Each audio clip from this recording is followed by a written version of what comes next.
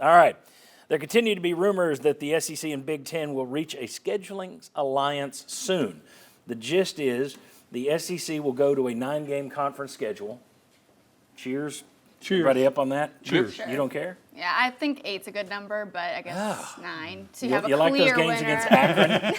All right, so nine conference games. But then the trick would be you've got 16 teams. The Big Ten has 8 teams. So this is a little odd. Two Big Ten teams would be out there until the SEC adds 2 more teams. But the gist would be you play a Big Ten team every year, an SEC team, and that would rotate. So you would have in the years where it's a 9-game conference schedule, when you've got 5 home games and 4 road games, your 5th road game would be at a Big Ten school. So basically, each SEC team would play at least 10 power schools, and you'd play 5 at home and 5 on the road. There are four schools that do not like this. That would be Kentucky, South Carolina, Georgia, and Florida, because they already have another Power 5 game in there with Louisville, Clemson, Georgia Tech, and Florida State.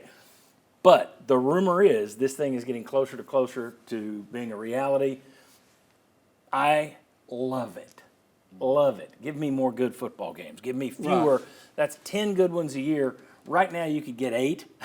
You'd like to get 9, but there are times where you look at Tennessee's schedule and there's only 8 good teams on there. I like the idea of fewer Chattanoogas, fewer, UTEPs. Give me more of the good stuff. In an era of revenue sharing, you need to maximize as much revenue as possible. Why would ESPN give you more money for you to play Akron, Chattanooga, Charleston Southern? So what you need to give them, you can't give them more games, most likely, with the college football playoff being expanded. Yeah. So you have to give them better games if you're going to try to make more money off of this. Yeah. No, are they going to give you the money? That's the thing. I mean, that's been one of the holdups of them going to 9 games in the first place. Sounds like they're going to. This is, from what I'm told, this thing's further down the road than.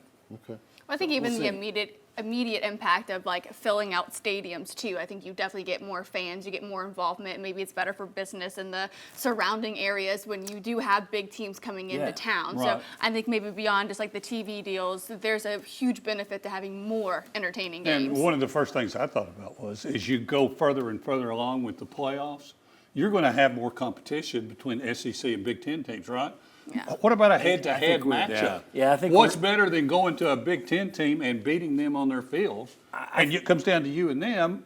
Pick us. I think you're going to continue to see these two basically saying, "We're the AFC, you're the NFC." Now they're not wanting to work together. They still want to do their own thing, but they'd like to cut everybody else out. Like the ALNL back in the day, right? We'll be in the World Series. Exactly. I think that's where it's heading. There is this belief in the college football world in some circles, and I believe Tennessee might be one of those circles, and involved in that circle, that 7 home games, anything above 7 home games, your fan base doesn't actually want an 8th home game. I find that impossible to believe. I do too. But there are a lot of people, there are a lot of people in college football that believe 7's the magic number. Why hasn't Tennessee played Michigan more often? We're going off track. We'll go.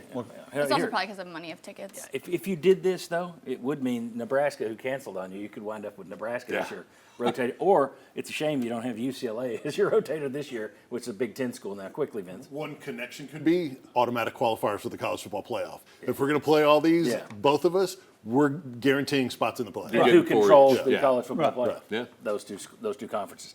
And then here's what I want to say. A few weeks ago when Nebraska canceled on Tennessee, someone here said, it's a done deal. It's USF. It's all a conspiracy. It's all a conspiracy because USF tweeted.